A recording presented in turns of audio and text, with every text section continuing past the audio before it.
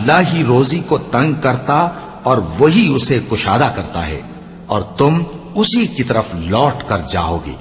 بھلا تم نے بنی اسرائیل کی ایک جماعت کو نہیں دیکھا جس نے موسیٰ کے بعد اپنے پیغمبر سے کہا کہ آپ ہمارے لیے ایک بادشاہ مقرر کر دیں تاکہ ہم اللہ کی راہ میں جہاد کریں؟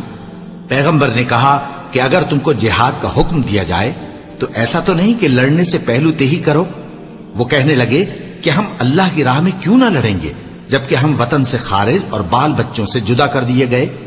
پھر جب ان کو جہاد کا حکم دیا گیا تو چند اشخاص کے سوا سب پھر گئے، اور اللہ ظالموں سے خوب واقف ہے۔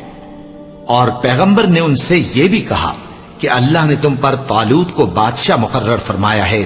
وہ بولے کہ اسے ہم پر بادشاہی کا حق کیوں کر ہو سکتا ہے؟ اس سے بڑھ کر بادشاہی کے مستحق تو ہم ہیں، اور اس کے پاس تو بہت سی دولت بھی نہیں۔ پیغمبر نے کہا